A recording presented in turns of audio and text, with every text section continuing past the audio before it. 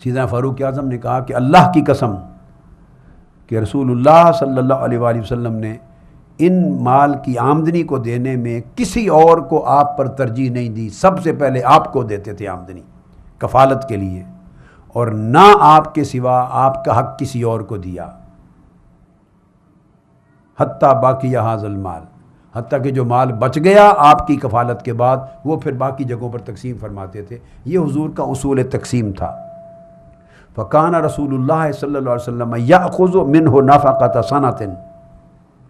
سال کا خرچہ اہل بیت کے لیے اور ازواج مطہرات کے لیے نکال کے رکھتے، پھر تقسیم فرماتے تھے۔ یہ جب یہ بات کر دی پھر دوبارہ پوچھا صحابہ کرام سے، کیا اس کی بھی گواہی دیتے ہیں کہ وہ خرچہ نکال کے رکھ لیتے باقی تقسیم کر دیتے تھے؟ سب نے کہا ہاں ہم گواہی دیتے ہیں کہ آقا علیہ السلام ایسے ہی کرتے تھے۔ پھر وہ حضرت علی حضرت عباس کی طرف متوجہ ہوئے کہ اس خرچہ کفالت کے لیے اہل بیت کا دے کر سال بھر کا باقی سارا مال تقسیم کرتے تھے لوگوں میں، مستحقین میں۔ اس پر پھر گواہی لی، دوسری گواہی، اور پھر ان سے پوچھا آپ نے ان سے جب سوال کیا اتعلمان ذالک، کہ آپ جانتے ہیں کہ آقا علیہ السلام اسی طرح کرتے تھے؟ قالا نعم، حضرت علی حضرت عباس دونوں نے گواہی دی ہاں ہم جانتے ہیں آقا علیہ السلام ایسے ہی کرتے تھے۔ اور فرمایا پھر ابو بکر صدیق بھی اپنی وفات تک ایسے ہی کرتے رہے۔ سیدنا فاروق اعظم نے جتوایا ان کو، حالانکہ تم ابو بکر کے پاس دونوں گئے تھے، سیدہ کائنات کے ساتھ مل کر تم گئے تھے، اور آپ نے جا کر فجئتما تطلب میراثک، تمہیں مغالطہ تھا اس وقت، اپنی وراثت طلب کرنے گئے تھے، من ابن اخیک، حضرت عباس کو کہا اپنے بھائی کے بیٹے یعنی اپنے بھتیجے آقا علیہ السلام کی بات کی، یعنی حضور علیہ السلام کی وراثت میں سے آپ بطور چچا لینے گئے تھے۔ وَيَطْلُبُ هَذَا مِيرَاثَ امْرَأَتِهِ مِنْ نَبِيِّهِ، اور یہ علی اپنی زوجہ کا جو حصہ ہے وراثت سمجھ کر یہ بھی مانگنے گئے تھے، اور اب تمہیں سمجھ آ گئی کہ جو تم نے وراثت سمجھا تھا وہ وراثت نہیں تھی، وہ مال فے تھا،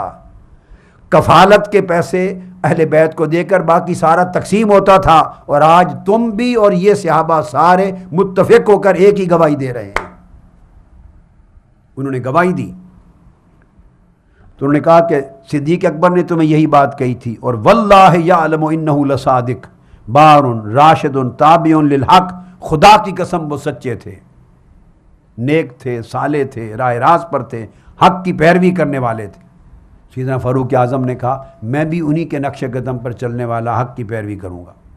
سو آپ دونوں میرے پاس آئے، پہلے کسی وقت آئے تھے۔ ثم جئتنی انت وہذا وانتما جمیع امرکما واحد، تم دونوں میرے پاس آئے اور دونوں کا مطالبہ ایک ہی تھا، مجھے پتہ ہے اب تم وراثت مانگنے نہیں آئے، اس وقت وراثت کے لیے گئے تھے۔ حدیث رسول سن کر آپ کو بات کی سمجھ آ گئی، آپ نے کنسیپٹ ودرا کر لیا، سمجھ گئے کہ یہ مال وراثت اور مال ہبہ نہیں، یہ سرکاری خزانہ ہے، امانت ہے، کفالت کے لیے خرچہ ملے گا، باقی تقسیم ہوگا۔ اب یہ جان کر تم دونوں میرے پاس آئے تھے کہ کفالت کے لیے اور تقسیم کے لیے یہ ذمہ داری ہم دونوں کو سونپ دیں، ہم اس کو نبھائیں گے، تقسیم کریں گے، تو میں نے پھر آپ کو دے دیا، یہ ذمہ داری دے دی، آپ دونوں مل کر تقسیم کرنے لگے۔ میں نے کہا فقلت ان شئتم دفعتها الیکما الا ان علیکما عہد اللہ ان تعملا فیہا بالذی کان یعمل رسول اللہ صلی اللہ علیہ وآلہ وسلم فاخذتماہا بذالک، پھر میں نے اس کا متولی آپ کو بنا دیا، مینیجر، میں نے ان اموال کا بنو نذیر اور مال فے کا متولی آپ کو مینیجر بنا دیا، اور آپ کو کہا کہ آپ حضور علیہ السلام کے طریقے، ابو بکر صدیق کے طریقے کے مطابق منون اب جہاں جہاں تقسیم کرنا ہے آپ کیا کریں، آن بہاف آف دا گورنمنٹ، خلیفہ کے نیابت میں آپ تقسیم کیا کریں۔ قال کذالک، سیدنا فاروق اعظم نے پوچھا کیا بولو اسی طرح ہی ہوا تھا کہ نہیں، کہ اس کو تقسیم کرنے کی ذمہ داری مینجمنٹ آپ نے لے لی تھی، میں نے آپ کو دے دی؟ قال نعم، دونوں نے فرمایا ہاں ہم کو دے دی۔ قال ثم جئتمانی لأقضی بینکما، اب دونوں کا آپ کا پھر جھگڑا ہو گیا ہے کہ تقسیم کرنے میں بھی تم دونوں متفق نہیں ہو، تو پھر میرے پاس آپ آ گئے ہیں۔ واللہ لا اقضی بینکما بغیر ذالک حتی تقوم الساعہ، فَإِنْ أَجَزْتُمَا عَنْهَا فَرُدَّاهَا إِلَيَّ، اب میں اس کی تقسیم نہیں کروں گا کہ آدھے کی مینجمنٹ آپ کو دے دوں اور آدھے حصے کی مینجمنٹ آپ کو دے دوں، چونکہ آگے حدیث میں آتا ہے انہوں نے کہا کہ تقسیم کا اگر لفظ آ گیا تو آنے والی نسلیں سمجھیں گی شاید انہی کا مال ہے اور یہی وراثت ہے ان کی، ملکیت کا کنسیپٹ ڈیولپ ہو جائے گا، اس لیے میں بانٹتا نہیں ہوں۔ اگر آپ دونوں مل کر اس کی تقسیم کی ذمہ داری اتفاق سے حسن و خوبی سے چلا سکیں تو چلاتے رہیں، اگر دونوں مل کر متولی نہیں رہ سکتے تو واپس مجھے لوٹا دیں، ذمہ داری خلیفہ کی ہے، میں خود اس کی تقسیم کا فریضہ ادا کرتا رہوں گا، یہ کہہ کر ان کو واپس بھیجا اور وہ مطمئن ہو گئے۔ اب آپ اندازہ کیجئے، بخاری اور مسلم کی ایک روایت وہ سامنے رکھ لیں جس سارے واقعہ کی تصدیق سیدنا مولا علی شیر خدا نے لفظ بہ لفظ دوبارہ کر دی اور سیدنا صدیق اکبر کے سٹینڈ کی توثیق کر دی اور تسلیم کر گئے کہ یہ فدق اور اموال بنو نذیر اور خیبر اموال فے، ان کا کوئی تعلق ملکیت وراثت اور ہبہ سے نہیں، ان کا تعلق کفالت اور تقسیم در امت میں، امت میں تقسیم سے ہے۔ اور اب انہوں نے اس کی ملکیت نہیں مانگی، اس کی مینجمنٹ مانگی تھی جو ان کے پاس رہی۔ اب اس حدیث کو میں نے اس لیے کوٹ کیا کہ یہ بات اس حدیث کے ساتھ مضمون سمجھنے میں ممد رہے اور آپ کے سامنے رہے۔ اب آ رہے ہیں اس مسئلہ پر کہ روایت میں جو غادبت کے لفظ آئے ہیں اس کا کیا جواب ہے، تو آئیے اب اس کا جواب سن لیجئے بڑی توجہ کے ساتھ۔ روایت امام زہری کی جو روایت ہے، جس میں نے آپ کو پہلے عرض کر دیا پچھلی نشست میں، دہرا رہا ہوں صرف ایک جملے میں، کہ 20 روایتوں میں غادبت اور حجرت کے لفظ نہیں آئے، جن میں سے 11 روایتیں وہ ہیں بخاری، مسلم، ابو داؤد، ترمذی سمیت کتب حدیث کی، امام زہری کے علاوہ کوئی اور راوی ہیں، اور ان میں حضرت عائشہ بھی ہیں اور دیگر صحابہ کرام بھی راوی ہیں، مگر امام زہری نہیں ہیں، ان کے طریق سے نہیں ہے۔ ایسی 11 روایتیں ہیں جن میں غادبت کا لفظ ہی نہیں آیا، اور 9 روایات ایسی ہیں جن میں راوی حضرت امام زہری ہیں، غادبت کا لفظ یوز کرنے والے، مگر وہ اپنی 11 روایتوں میں غادبت کا لفظ یوز نہیں کرتے، تو ان کے اپنی روایات مرویات میں بھی فرق ہے۔ اب یہ بات بڑی سنجیدہ بن جاتی ہے کہ جب خود ان کی اپنی روایات اور دیگر روایات ملا کر 20 روایات میں غادبت کا لفظ نہیں آیا، یعنی بخاری شریف کی حدیث نمبر 3508 نوٹ کر لیں، 3508۔ ایک بات ذہن نشین رکھیں تاکہ دورانی نہ پڑے، اس حدیث کی واقعہ کی روایت میں جہاں امام زہری راوی نہیں ہے، سند میں امام زہری نہیں ہے، کوئی اور ہیں، کسی اور کے طریق سے روایت ہونے والی حدیث کے متن میں حجرت اور غادبت نہیں ہے، کسی کے طریق سے نہیں آئی۔ کل کتب حدیث کو کنگالنے کے بعد یہ بات وثوق اعتماد کے ساتھ کہہ رہا ہوں، یہ ہے صرف جہاں بھی آئی ہے اس سند میں زہری راوی ہیں، اور زہری جہاں راوی ہیں وہ بھی آدھی روایتیں غدبت کے بغیر ہیں، بعض میں غدبت آیا ہے۔ صحیح بخاری کو 3508 اٹھا کے دیکھیے، صحیح بخاری کتاب و فضائل الصحابہ، باب و مناقب قرابت رسول اللہ و منقبت فاطمہ علیہ السلام، حدیث نمبر 3508، یہ زہری کی روایت ہے اور غادبت کے لفظ نہیں ہے، کوئی غادبت حجرت کا لفظ نہیں آیا۔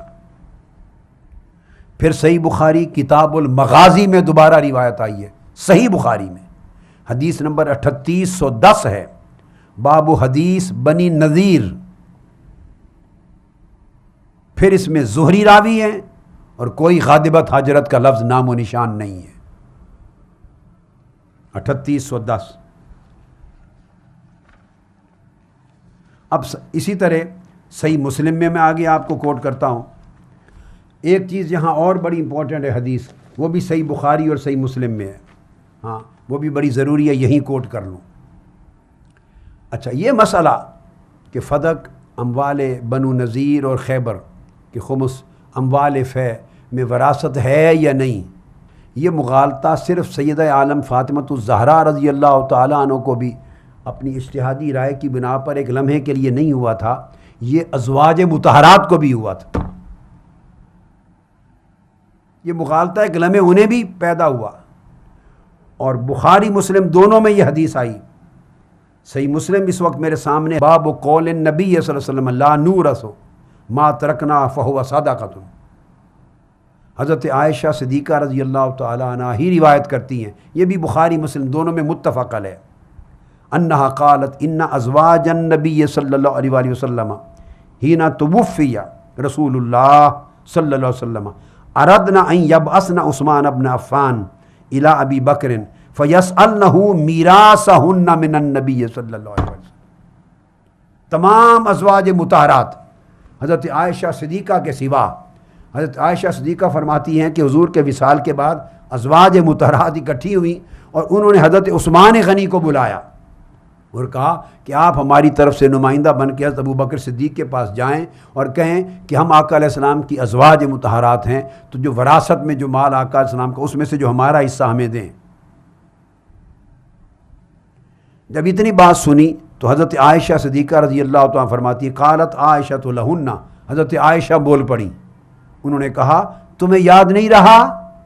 یا آپ نے نہیں سنا یہ ارشاد الیس قد قال رسول اللہ صلی اللہ علیہ وسلم لا نورث ما ترکنا فہو صدقۃ، کہ ہم انبیاء کی وراثت کوئی نہیں ہوتی، ہم جو کچھ چھوڑتے ہیں وہ صدقہ اور خیرات ہوتا ہے امت کے لیے۔ تو جب حضرت عائشہ صدیقہ رضی اللہ تعالیٰ عنہ نے یہ بات کہی، تمام ازواج مطہرات، کئیوں کے ذہن میں نہیں رہی تھی، کئیوں نے سنا نہیں تھا، ساروں نے آمنا و صدقنا کیا اور وراثت مانگنا کا خیال ترک کر دیا۔ تو آپ دیکھ لیں دونوں طرف واقعہ پیش آیا، ادھر چونکہ انہوں نے میٹنگ کر لی اور ذکر کر لیا، تو عائشہ صدیقہ رضی اللہ تعالیٰ عنہ بیٹھی تھیں، وہ عثمان غنی کو بھیجنے لگی تو عائشہ صدیقہ رضی اللہ تعالیٰ عنہ نے حدیث سنا دی۔ اب عائشہ صدیقہ رضی اللہ تعالیٰ عنہ نے حدیث سنائی تو اپنا راستہ بھی تو بند کیا، وراثت ان کو بھی تو ملنی تھی، مگر انہیں وراثت عزیز نہیں تھی، فرمان رسول عزیز تھا، دین عزیز تھا، آقا کا ارشاد عزیز تھا، سنت عزیز تھی۔ انہوں نے وہ حدیث یاد دلائی، تمام ازواج مطہرات نے خیال ودرا کر لیا، عثمان غنی کو نہیں بھیجا۔ تو آپ کا کیا خیال ہے، ازواج مطہرات اگر یہ فرمان رسول سنیں تو راضی ہو جائیں اور وراثت کا خیال چھوڑ دیں، اور سیدہ کائنات اگر یہ فرمان رسول سنیں اپنے بابا کا تو خیال ہے وہ ناراض ہو جائیں؟ آپ نے سیدہ کائنات کا مقام کیا سمجھا ہے، ان کا کیا درجہ سمجھا ہے،